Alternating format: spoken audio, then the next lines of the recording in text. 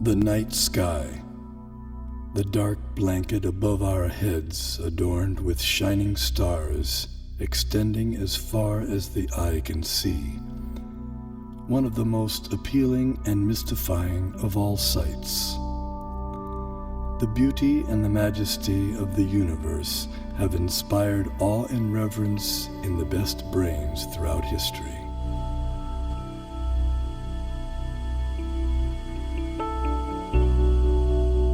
There is a perfect brain behind all the natural physical laws.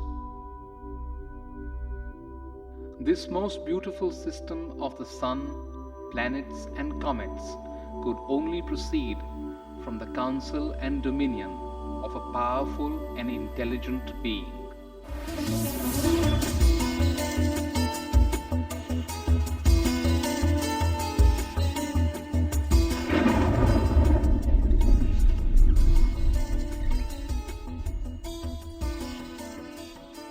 Please describe the symptoms of this manifest world. What is its background? How is it created? How is it conserved? And under whose control is all this being done?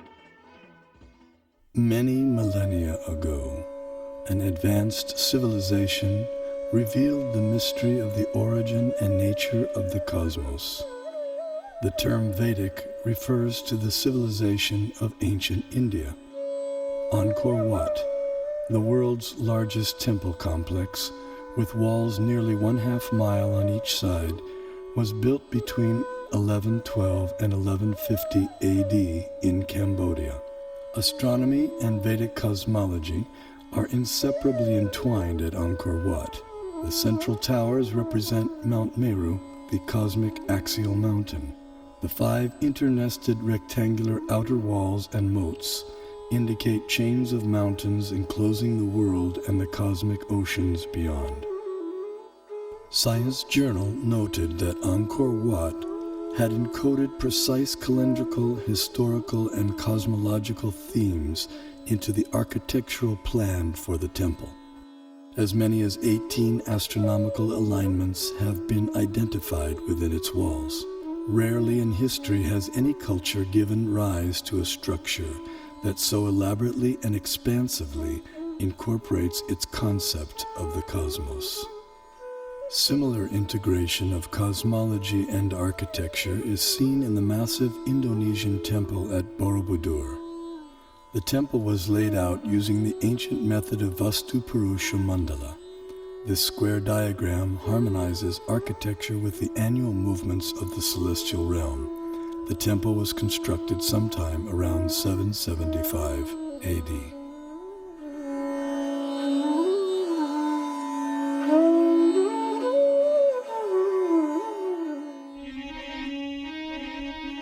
His Divine Grace A.C. Bhaktivedanta Swami, also known as Srila Prabhupada, author of 84 books on Vedic knowledge and founder of the International Society for Krishna Consciousness and the Bhaktivedanta Institute. He desired to erect the world's largest planetarium depicting Vedic cosmology through modern technology. He hoped that this gigantic virtual 3D animated model would give the contemporary world access to the Vedic cosmos.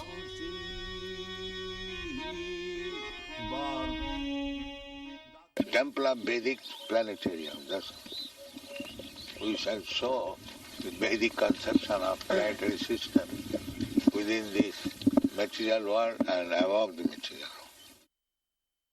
Vishvanandana Swami, a prominent scholar of Vedic cosmology in the line of Shripad Madhvacharya, feels that the planetarium will expand the horizons of modern cosmological knowledge. We have a lot of information about this universe in our Vedic and Puranic scriptures. So certainly a person who is interested in exploration, he would get some material for exploration. The planetarium had many different exhibits, so you wanted some exhibits that would create this doubt in science that they don't have the proper explanation, and that the Bhagavatam has a better explanation. In the temple, and that, it would show the Vedic cosmology. And I think later on, he said that even if the scientists don't accept it, we don't care. We just show what's in the Bhagavatam. We don't care whether people accept it or not, but we should just show it. In a letter to Bhakti Swarup Damodar Swami, Srila Prabhupada delineated 4 phenomena to be explained in the planetarium. Explain the passing seasons, the eclipses and the phases of the moon, and the passing of day and night, etc. Then it will be a very powerful propaganda. The literature of that period contains a wealth of cosmological knowledge encoded in Sanskrit, arguably the world's oldest language. This knowledge has the potential to enrich our understanding of the cosmos we live in.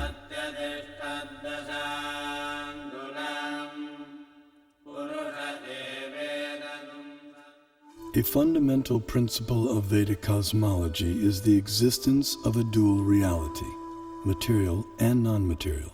Here we see the non-material sky filled with innumerable planets of permanent stature.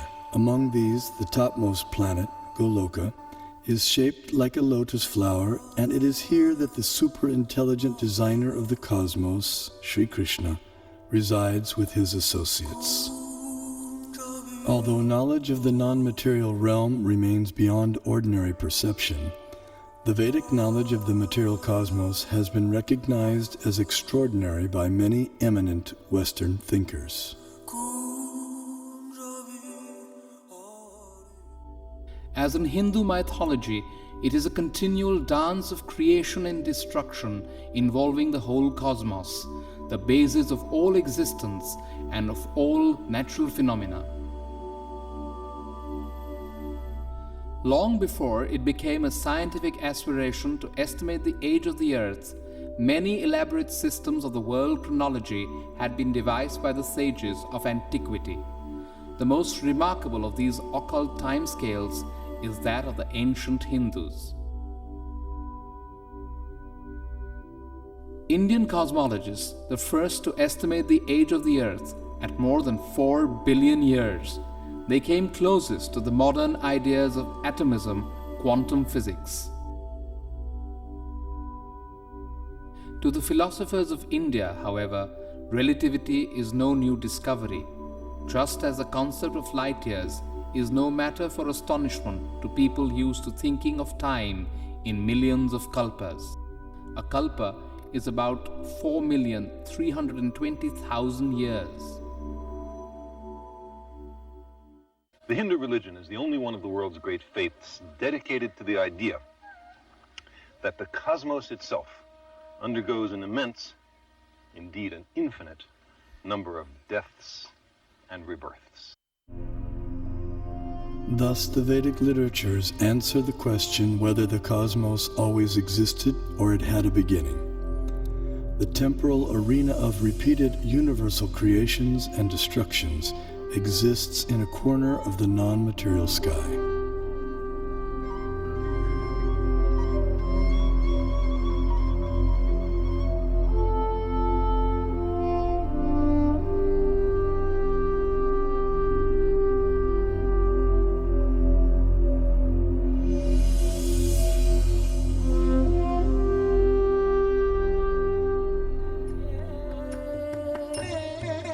This material nature, which is one of my energies, is working under my direction, O son of Kunti, producing all moving and non-moving beings. Under its rule, this manifestation is created and annihilated again and again. The only religion in which the timescales correspond, no doubt by accident, to those of modern scientific cosmology. Its cycles run from our ordinary day and night to a day and night of Brahma. 8.64 billion years long, longer than the age of the Earth or the Sun, and about half the time since the Big Bang. And there are much longer time scales still. The material universe works on the principle of relative time. As such, a day of Brahma equals 8.64 billion years by earthly calculation. Since Brahma has passed half of his lifetime thus far, the age of our universe turns out to be approximately 155 trillion years. After another Brahma century, he stirs, recomposes himself, and begins again to dream the great cosmic lotus dream. Here we behold a form of the superintelligent being Vishnu, reclining in mystic slumber amid the causal ocean. When he exhales, millions of universes issue from his body and expand, until he inhales when all the universes return within him. The universe is a sphere encased by successive coverings of the elements earth, water, fire, air, ether, intelligence, and ego. As a coconut has its hard outer shell and inner liquid, so the universe has its outer coverings and an inner space half filled with ocean water. On that ocean, another Vishnu expansion reclined on a serpent bed while being massaged by his consort Lakshmi.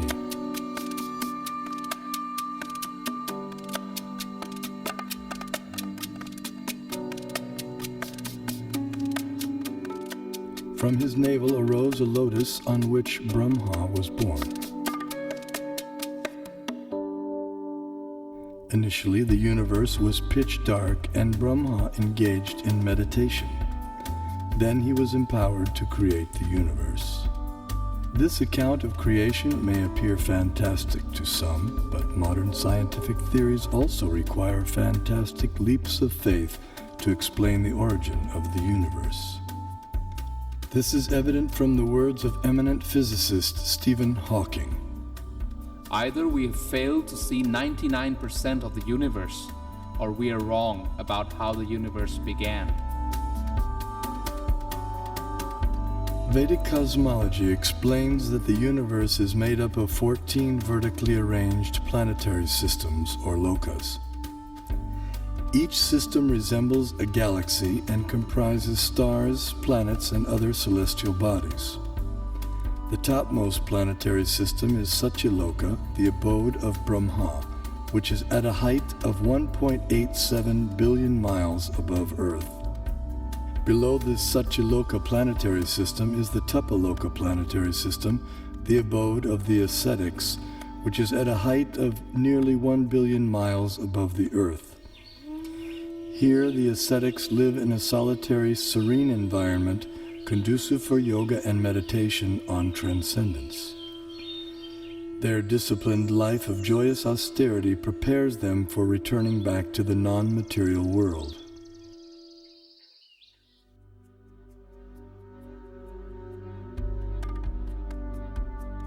As we move down from Tapaloka, we pass through Maharloka and Janaloka until we reach the Svargaloka planetary system, also known as heaven.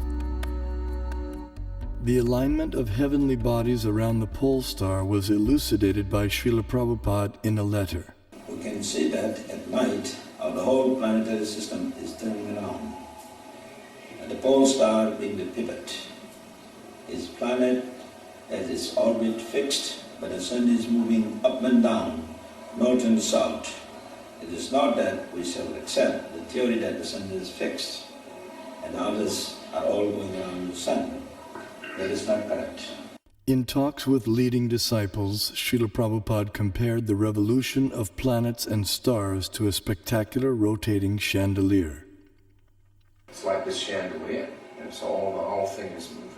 And then he developed this idea of the temple of the Vedic planetarium, and how he'd always go like this, dome, dome. He'd hold his hand like that, and he'd say, and then from the center of the dome, a chandelier, which shows the planets according to the Vedic version. Some spectacular kind of chandelier. This planetary system is rotating from east to west, and it is hanging like the chandelier, taking shelter of the pole star. That we can see every night. That the pole star or the North Star remains fixed and does not orbit in the sky is well known to astronomers and sailors alike. Less known is the fact that the pole star rotates powerfully on its own axis. The ancient Vedic text called Matsya Purana explains, "The planets and stars are all attached to the pole star by invisible astral cords of wind called pravaha. The revolution of the pole star causes the orbital motion of other planets and stars." Through meditation, yogic astronomers visualize the planets and stars as different parts of the body of Shishumar, the transcendental dolphin. The pole star, the topmost of the heavenly planets, is like the capital of the middle universe. Here, the third form of Vishnu resides on an ocean of milk. In times of universal disturbances, the demigods headed by Brahma come here to appeal for help. The pole star is also the abode of Dhruva, a pure and exalted devotee of the Lord.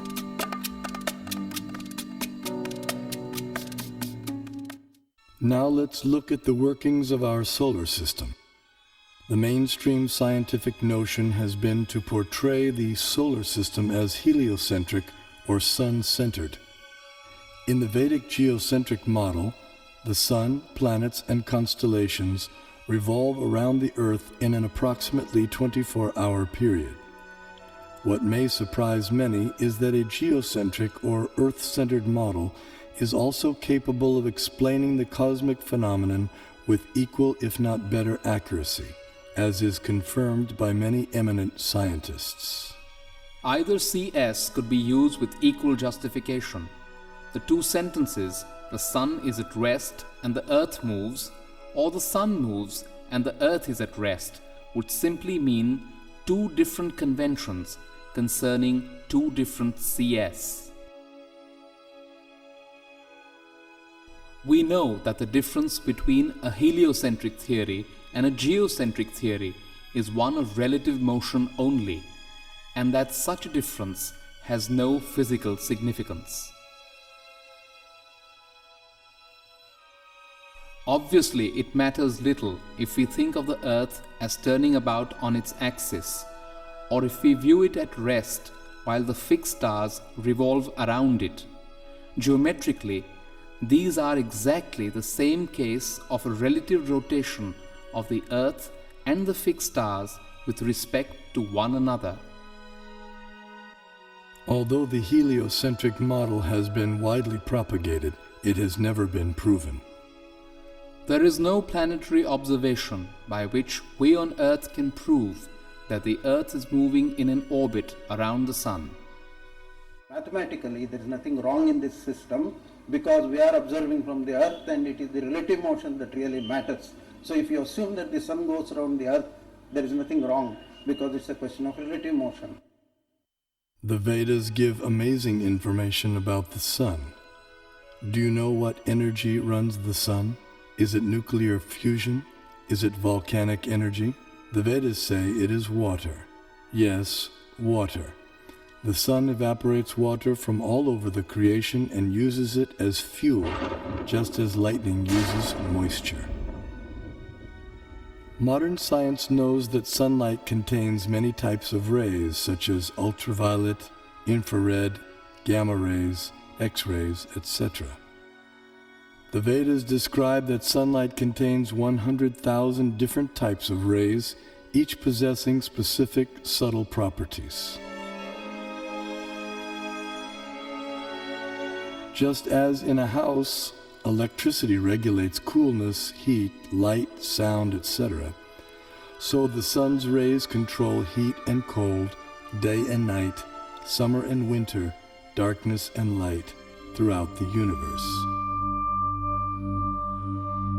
The Vedic geocentric model explains how the Sun moves around the pole star situated vertically above Earth's North Pole. As the Sun goes around the Earth globe, we experience day and night. The stationary Earth, unlike the pole star, does not revolve on its own axis, though it is slightly tilted toward the pole star. During summer in the northern hemisphere, the North Pole experiences 6 months of daylight. Conversely, during summer in the southern hemisphere, the South Pole experiences 6 months of daylight. These 6-month periods correspond to a day and night for the demigods living in the heavenly planetary system. Vedic cosmology accounts for this phenomena by the vertical motion of the sun, technically called Uttarayana and Dakshinayana. The sun moves upward on an incline for half a year and then downward for the next half. This motion produces 2 effects on Earth, namely the changing of the seasons and the varying durations of day and night. Ordinary vision sees the sun to be a mere globe of fire. However, celestial vision reveals a personality residing over the sun. His name is Vivasvan, and he rides on a golden chariot pulled by 7 divine horses at a speed of 16,000 miles per second. The chariot has 1 wheel which moves on celestial Manasottara mountain. The horizontal shaft is linked to the axial hub of the universe, Mount Meru, and the diagonal shaft is linked to the pole star. With each circular path, the wheel gradually moves laterally inward for 6 months and then outward for 6 months. Similar to the chariot's vertical motion, this lateral action fine-tunes seasonal changes on Earth. When the orbital motion of the sun is viewed from above, its illumination is seen to extend out to half of the greater Earth plane.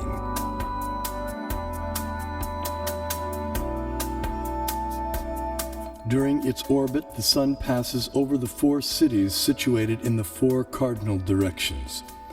The city over which the sun is passing experiences noon, and the city in the opposite direction experiences midnight. The 2 other cities experience sunrise and sunset. The zodiac is a conceptual celestial plate encompassing the entire sky. Like the face of a clock, the zodiac is divided into 12 divisions of 30 degrees each, called signs of the zodiac, or rashis. Each named according to the constellation of stars residing within them. These signs serve as a set of reference markers for measuring the movements of the moon, sun, and the planets. The zodiac completes 1 clockwise revolution of 360 degrees in every 24-hour period.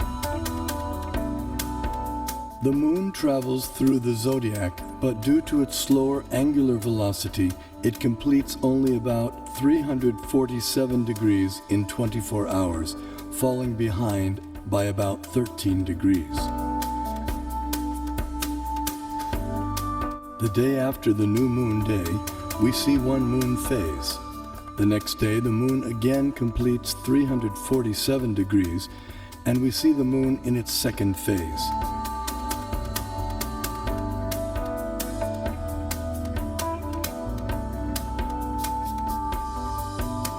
In this way, the moon appears to travel in the opposite direction through the zodiac.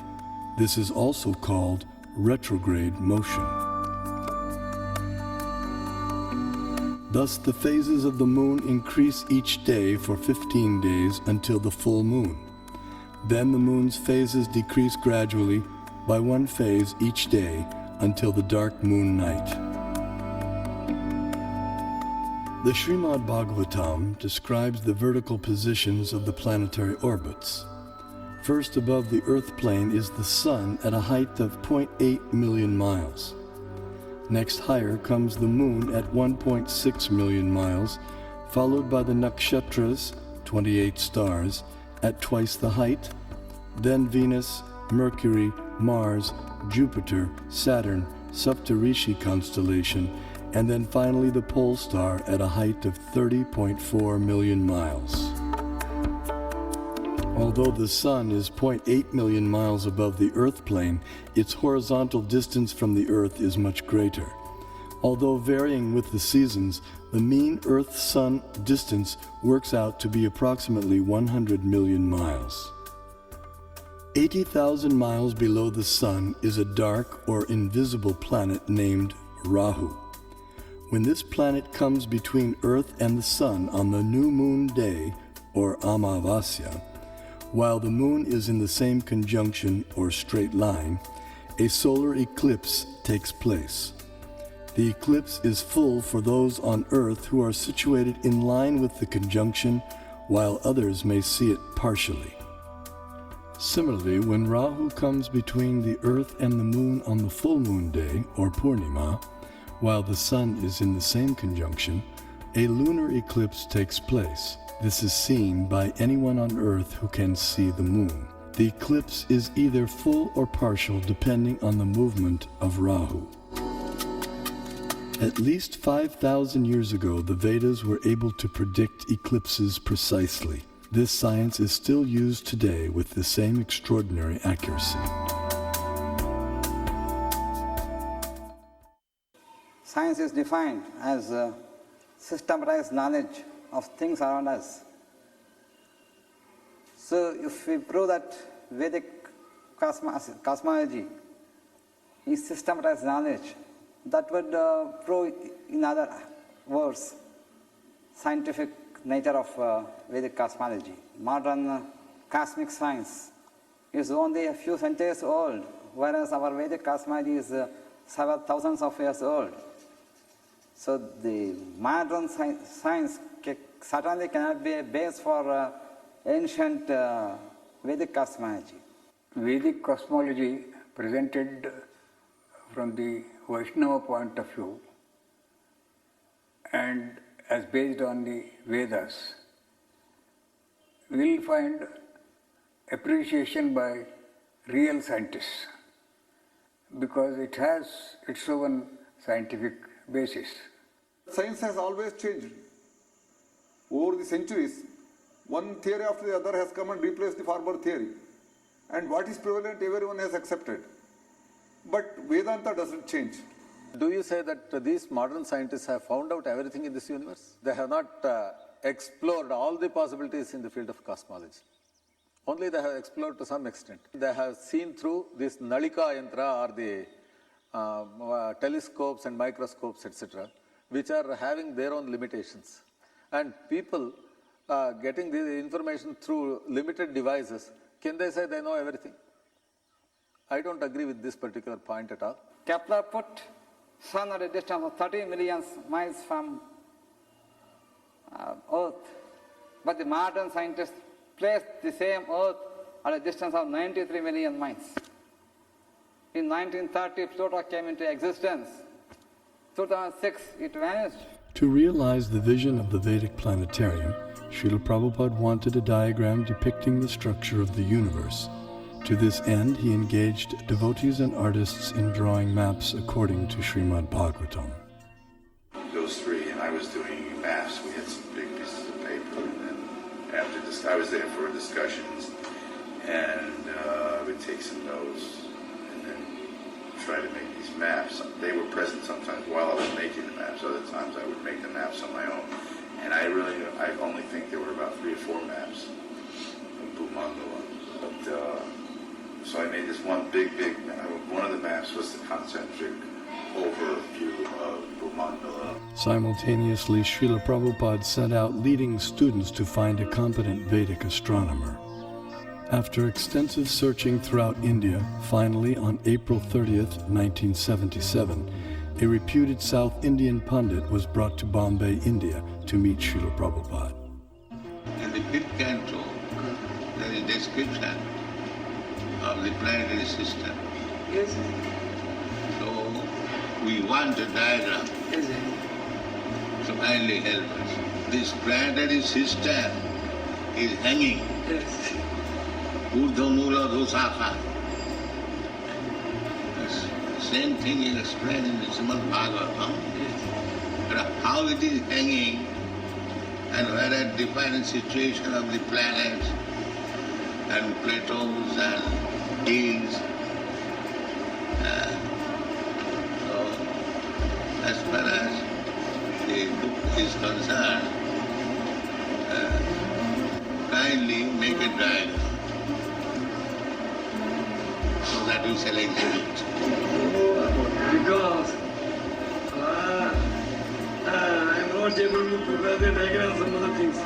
And during that summer of 77, Prabhupada had a lot of meetings with him and Tamal Krishna Maharaj to discuss how to do this Vedic planetarium. And they actually sent people out, they tried to get people from South India.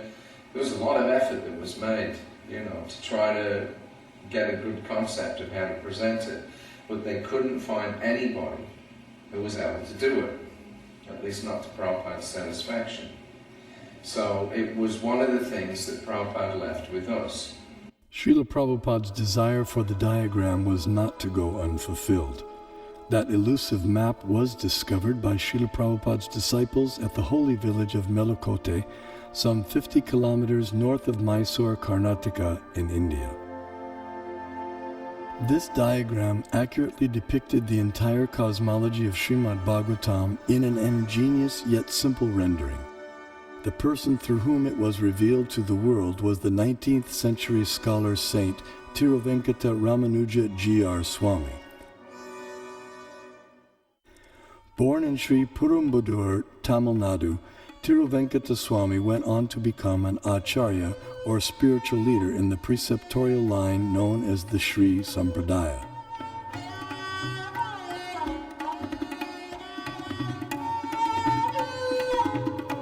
He spent several years of his life in Melakote, which 900 years earlier had been the residence place of Sripad Ramanujacharya, the most prominent acharya of the Sri Sampradaya. At Melakote, in the 1,000-year-old temple, Tiruvenkata Swami studied and taught the Vedas and also worshipped the deity of Tirucheluva Narayan.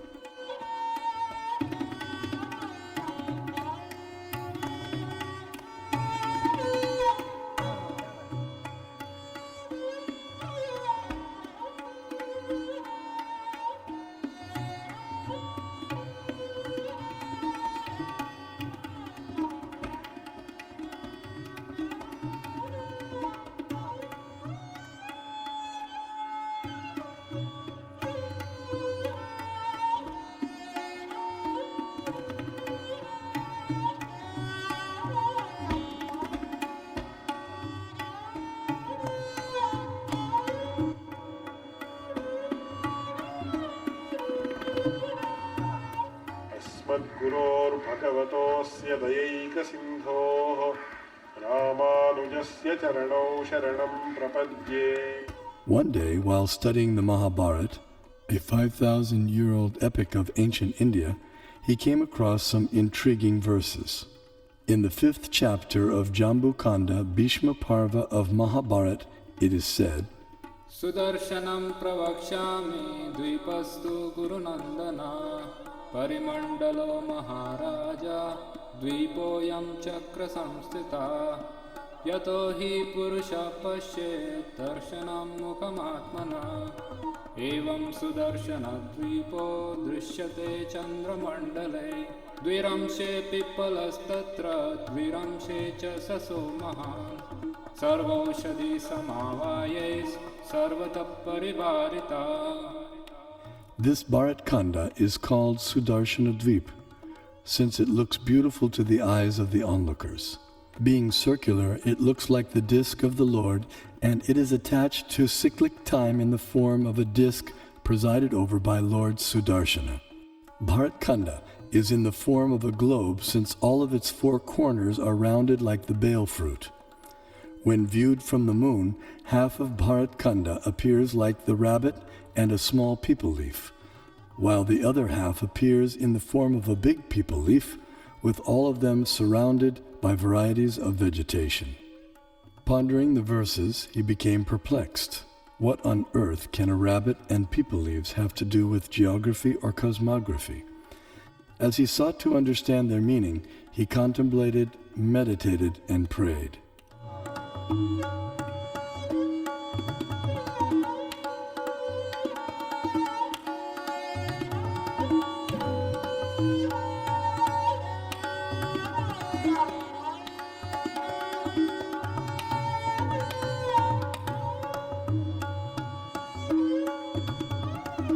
Finally, by divine inspiration, He sketched a drawing of the rabbit and the people leaves, but still remained mystified about their connection with the Earth's geography. Suddenly it dawned on him that if the drawing was turned upside down, the rabbit perfectly corresponded with Europe, Asia, and Africa, while the people leaves corresponded with North America, South America, and Australia. These continents comprise our Earth, which the Mahabharata calls Bharatkanda. Vishnu Purana also describes the Earth as Bharatkanda and gives its diameter as 8,000 miles. The Earth is also referred to by the name Bharatkanda in the invocation Sankalpa mantra chanted by Brahmana priests since time immemorial up until the present day. Jambudvipe Bharatavarshe Bharatakande Meroho Dakshine Pash. Vedic cosmology gives descriptions of the entire cosmos, including its subtle features. Perception and access to these subtle features, however, requires karmic qualification. Consequently, much of the cosmos described earlier, as well as parts of the cosmography about to be described, are imperceptible and inaccessible to us earthly inhabitants. Bharatkanda is one of the 9 islands of the larger and originally bow-shaped Bharatvarsha, which was divided by the sons of Sagara. Being completely surrounded by water, the islands are mutually unreachable. In the Vedas, Bharatkanda, our Earth, is also referred to by other names such as Sudarshan Dvip, Kumarika Dvip, and Navadvip, etc.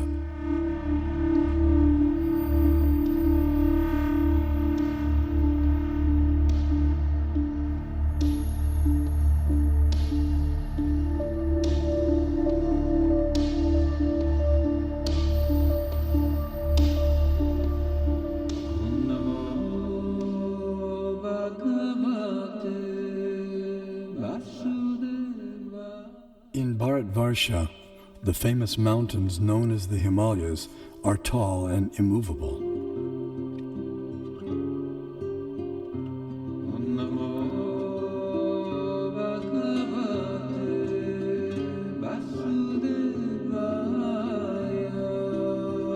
Here we find an abode of Lord Shiva, the greatest of the demigods.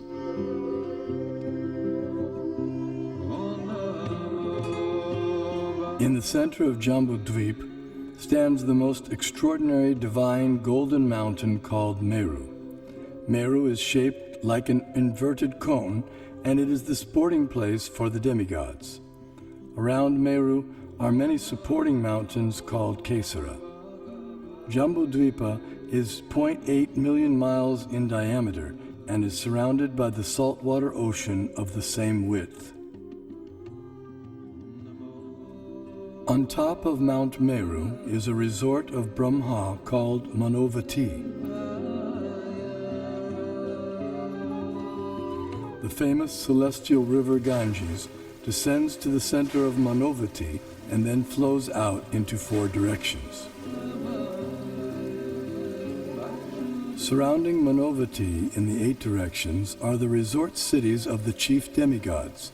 One of these cities is Amaravati, the resort of Indra, king of heaven. King Indra lives here in majestic opulence, attended to by musicians, dancers, and reciters.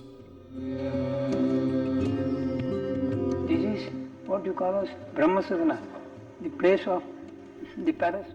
Knowledge of Meru and the cosmography of the greater Earth has been preserved and taught carefully by learned scholars in the preceptorial line known as the Madhva Sampradaya.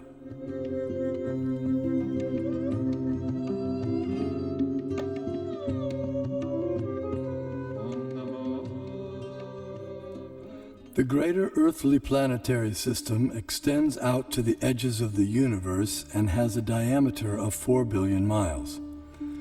Known as Bhumandala, shaped like a lotus flower, it has 7 concentric islands and oceans with Mount Meru as its pericarp.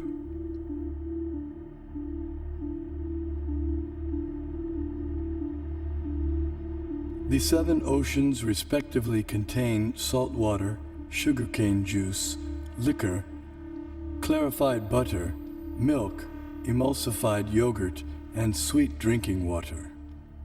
Sometimes Vedic cosmology is misconstrued as portraying the Earth to be a flat disk. This flat Earth misconception arises partly due to our inability to understand Vedic nomenclature. A single object may be referred to by several names, and a single name may refer to several objects. For example, the term Earth may be used to describe at least 6 different aspects of cosmology. The Earth we live on is indeed a globe as explained by the Sanskrit word parimandale, meaning spherical, used in the Mahabharata text. The flat disk refers to the greater earthly planetary system of Bhumandala. 4 elephants of inestimable size are placed at the 4 directions for balancing the greater Earth. Below the earthly planetary system are 7 subterranean realms named Atala, Vitala, Sutala, Talatala, Mahatala, Rasatala, and Patala, which do not receive sunlight and which are inhabited primarily by demoniac living entities. To reach the first one must go 80,000 miles downward through underground tunnels. At successive depths of 80,000 miles are the remaining 6 netherworlds, all of which are fully developed underground civilizations. In the 4th level downward, Talatala Loka, lives the magical architect Maya Danava, who has designed many brilliantly decorated cities where proud materialists reside. Below the netherworlds are the 28 hellish planetary systems. The demigod of justice, Yamaraj, judges the unrighteous human beings after their deaths and sends them to one of these planets. There, errant souls are administered appropriate punitive measures corresponding to their misdeeds.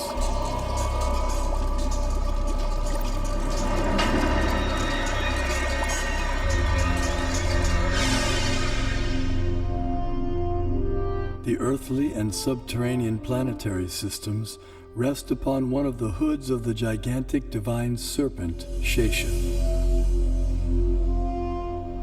Shesha in turn is held up by the colossal transcendental tortoise, Kurma. And Kurma resides in the ocean that fills half the universe.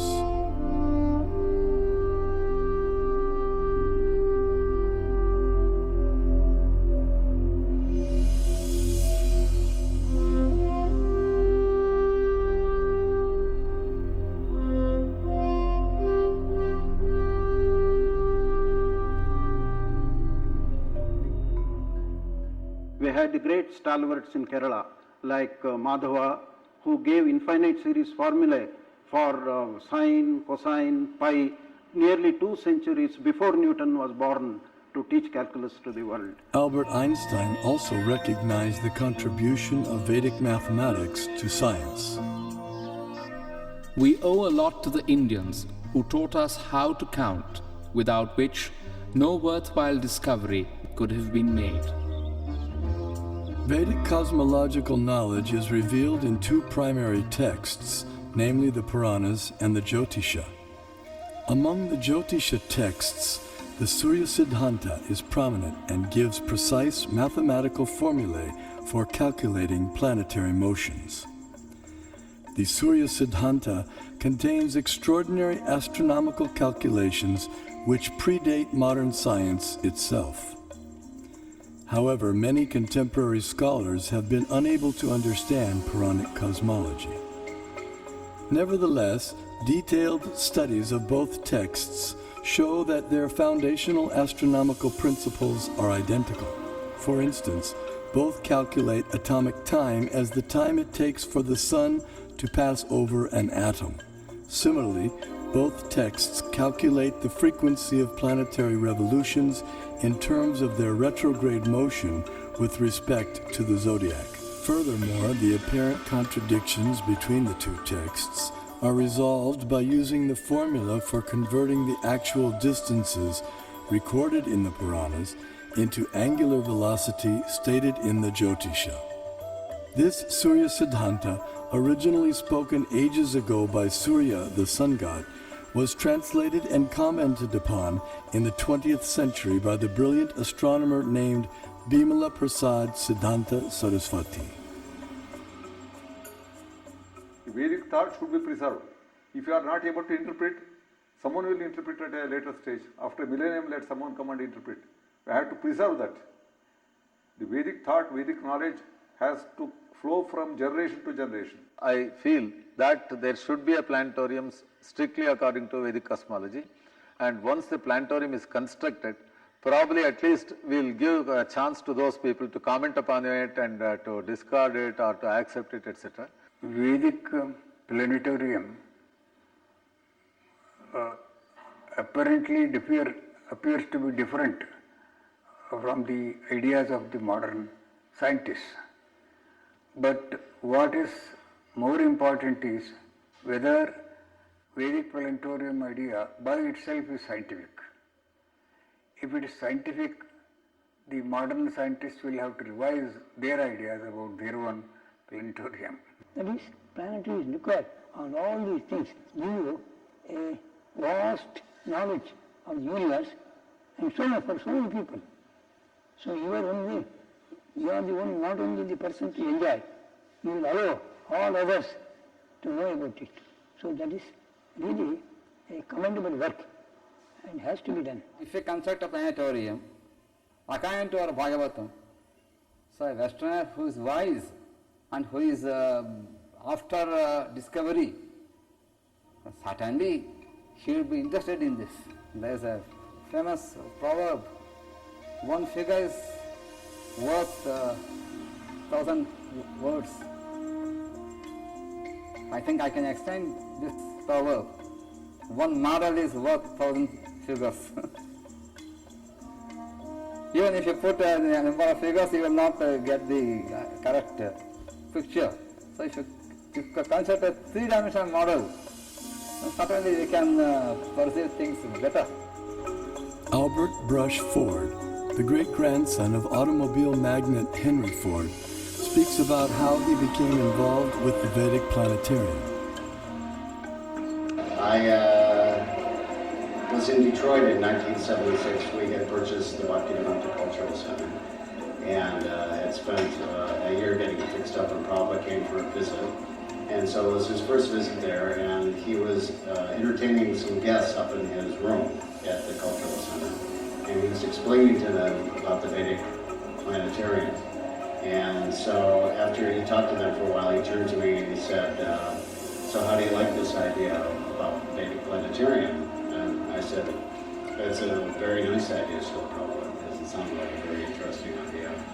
And so he said, kind of half jokingly, okay, you can help finance. You know, and then we all laughed, myself and some of the other devotees had a good laugh. And just at that moment, someone took a picture. So at home, I have that picture sitting on my desk. So at that moment, Prabhupada planted the seed that I should be involved in helping to finance the Temple of Vedic Planetarium. So 30 years later, here I am.